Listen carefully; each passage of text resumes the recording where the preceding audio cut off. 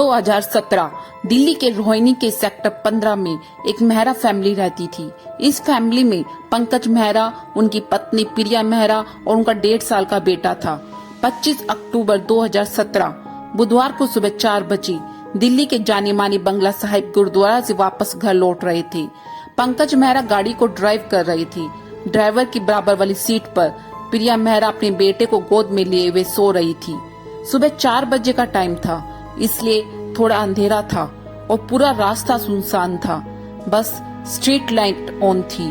दिल्ली के Haiderpur metro station के पास उन्हें यू टर्न लेना था। यू टर्न लेने के लिए गाड़ी थोड़ी स्लो करनी पड़ती है। जब पंकज यू टर्न ले रहे थे तभी हरियाणा नंबर प्लेट वाली स्विफ्ट गाड़ी पंकज की गाड़ी के आगे आकर रुक जाती है। इस गाड़ी में से एक आदमी उतरता है। वह पंकज की गाड़ी के पास आकर गाड़ी के ड्राइवर सीट के पास वाला गेट खोलने की कोशिश करता है, लेकिन वह अंदर से बंद था, इसलिए वह पिस्टल से शीशा तोड़ देता है। फिर उसने बंदूक पंकज के माथे पर तान दी। शीशा टूटने की आवाज से प्रिया भी जग गई थी, लेकिन गाड़ी का मंजर देखकर वह घबरा गई और चिल्लाने लगी। तभी पंकज ने विरोध करने के लिए उस बंदूक को पकड़ लिया और बदमाश से छीनने लगा। इसी छीना झपटी में बदमाश ने एक गोली चला दी और वह गोली सीधा प्रिया के गले पर जाकर लगी। बदमाश ने फिर से दूसरी गोली चलाई, यह भी प्रिया को ही लगी। फिर वह तीसरी गोली पंकज पर चलाना ही वाला था, लेकिन वह बंदूक में ही अटक गई। फिर बदमाश ने पंकज को बहुत सारे मुक्के और गुस्से मारे, जिसकी वजह से उसके हाथ से पिस्टल छूट गई और फिर वह बदमाश वहां से भाग गया। यह सारी घटना 1 से 1.5 मिनट में हुई थी, जिससे प्रिया को 2 गोलियां लगी थी और पंकज को आंख नाक पर बदमाशों ने घुसे मारे थे, लेकिन खुदकिस्मती से उसका बेटा बच गया था। गोली लगने से प्रिया बेहोश हो गई थी और उसका बच्चा भी रो रहा था। इसके बाद पंकज तुरंत हॉस्पिटल की तरफ भागता है। रास्ते में ही पंकज ने प्रिया के पेरेंट्स और पुलिस को कॉल करके इन्फॉर्म कर दिया था कि किस तरह से बदमाशों ने प्रिया को गोली मारी। फिर पंकज प्रिया को लेकर सरोज हॉस्पिटल पहुंच गया, लेकिन इलाज के दौरान प्रिया की मृत्यु हो गई। फिर पोस्टमार्टम होता है और प्रिया को गले और आंख के पास गोली लगी थी, लेकिन उसके शरीर पर कोई और चोट के निशान नहीं थे। इसी दौरान पुलिस ने पंकज से पूछताछ शुरू कर दी कि यह सब कैसे हुआ, आपकी किसी के साथ कोई दुश्मनी तो नहीं। पंकज ने बताया कि वह एक बिजनेसमैन है, उसका पहाड़गंज में रेस्टोरेंट और जीटी रोड पर एक कैफे है। शुरुआत में तो वे दोनों ठीक चल रहे थे, लेकिन धीरे धीरे दोनों घाटे में जाने लगे। ये दोनों इतने घाटे में चले गए कि इनको रिवाइव करने के लिए सोनीपत के एक फाइनेंसर से हाई रेट पर कर्ज लेना पड़ा। इसने कर्ज 5 लाख रुपए लिया था, लेकिन चुका नहीं पाने के पर इंटरेस्ट जुड़ते जुड़ते कर्ज 40 लाख का हो गया था। इसलिए वे फाइनेंसर पंकज को डराने लगे थे कि हमारा पैसा वापस कर दो, नहीं तो अच्छा नहीं होगा। 23 अक्टूबर को भी वे फाइनेंसर घर पर आए और पैसे नहीं लौटाने पर पंकज को धमकी देकर चले गए। इसलिए पंकज ने पुलिस को कहा कि उसे उन फाइनेंसर पर शक है, शायद उन्होंने ही पैसे न लौटाने की वजह से ऐसा किया होगा। वैसे भी बदमाश ने मुझ पर गोली चलाई थी, वो पिस्टल की छीना झपटी में प्रिया को गोली लग गई। पुलिस के दिमाग में अब एक बात खटक रही थी कि भला फाइनेंसर पंकज को क्यों मारेंगे, जबकि उनको पता था कि उनके 40 लाख रुपए फंसे हुए हैं। यदि पंकज मर जाता है तो उनके 40 लाख रुपए हमेशा के लिए डूब जाएंगे। ये कहीं पंकज को गलतफहमी तो नहीं, शायद वे बदमाश किसी और मकसद से आए हो।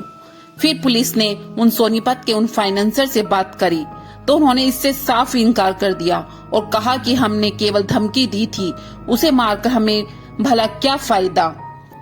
आखिर प्रिया का मर्डर किसने किया, आइए जानते हैं क्या है पूरा मामला। उससे पहले आप मेरे चैनल को लाइक एंड सब्सक्राइब कर लें। अब पुलिस ने प्रिया के पेरेंट्स से पूछताछ करी तो उन्होंने बताया कि दोनों ने लव मैरिज की थी। पहले पंकज कपड़ों का बिजनेस करता था, लेकिन वह बिजनेस चल नहीं पाया, इसलिए हमने उसे 30 लाख रुपए देकर रेस्टोरेंट का काम करने को कहा, लेकिन वह भी घाटे में जाने लगा। तब प्रिया ने पंकज को सिंगर हायर करने का सजेशन दिया ताकि ज्यादा से ज्यादा कस्टमर अट्रैक्ट हो, जिसकी वजह से फिर रेस्टोरेंट ठीक ठाक चलने लगा। बेटा होने तक दोनों के रिश्ते ठीक थे, लेकिन उसके बाद पंकज का अफेयर उस सिंगर के साथ शुरू हो गया। दोनों के बीच लड़ाई झगड़े शुरू होने लगे। पंकज अब रात को लेट आने लगा था। कई बार तो आता ही नहीं था, जिसकी वजह से प्रिया अपने बेटे को लेकर मायके आकर रहने लगी थी।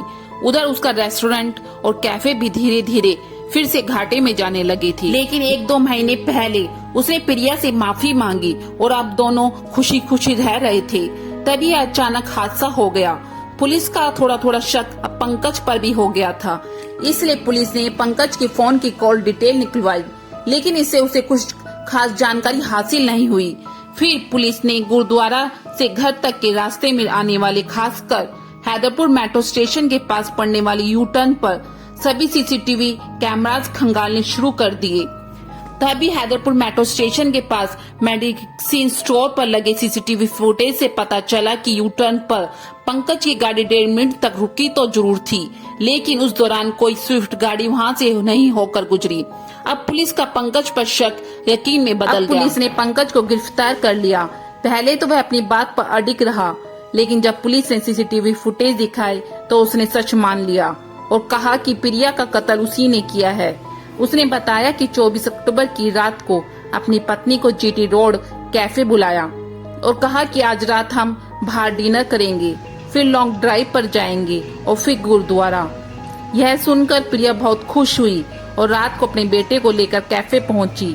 फिर रात को 11 बजे हमने डिनर किया, फिर 12 बजे से 2 बजे तक लॉन्ग ड्राइव पर गई, फिर हम गुरुद्वारा और फिर वहां 1 घंटा बैठने के बाद घर के लिए निकल गई। हम पूरी रात सोए नहीं थे, इसलिए घर जाते वक्त प्रिया बेटे के साथ गहरी नींद में सो गई। फिर यू टर्न वाली जगह पहुंचकर मैंने प्रिया को गोली मार दी। लेकिन उसने प्रिया को क्यों मारा? पुलिस ने जब यह पंकज से पूछा तो उसने बताया कि पहले उसका कपड़ों का बिजनेस था तो वह चल नहीं पाया, इसलिए प्रिया के पेरेंट्स ने 30 लाख रुपए देकर रेस्टोरेंट कैफे खोलने में मदद की थी। लेकिन रेस्टोरेंट में काम करने वाली सिंगर से मैं प्यार करने लगा। मैं उससे शादी करना चाहता था, लेकिन यदि मैं प्रिया को डाइवोर्स देता तो प्रिया को पैसे देने के साथ साथ उसके पेरेंट्स द्वारा दिए गए 30 लाख भी लौटाने पड़ते। इधर जब मेरा रेस्टोरेंट घाटे में चल रहा था तो मैंने कुछ लोन लिया था, वो भी मुझे चुकाना था। फिर मैंने सोचा कि प्रिया को मारकर उसका इल्जाम सोनीपत के फाइनेंसर पर डाल देता हूं। क्योंकि सभी जानते थे कि वो मुझे जान से मारने की धमकी दे रहे हैं। इससे सिंगर से शादी करने का रास्ता भी साफ हो जाएगा और उन फाइनेंसर को पैसे भी नहीं देने पड़ेंगे और न ही प्रिया के पेरेंट्स को। मतलब एक ही तीर से 3 निशाने। इसके बाद मैंने पूरी साजिश रची। अब पुलिस ने पंकज को जेल में डाल दिया है। इस केस के बारे में आपकी क्या राय है? मुझे कमेंट करके जरूर बताना। मेरे चैनल को भी लाइक एंड सब्सक्राइब करना। फिर मिलते हैं एक नई क्राइम स्टोरी के साथ। जब तक सतर्क रहें।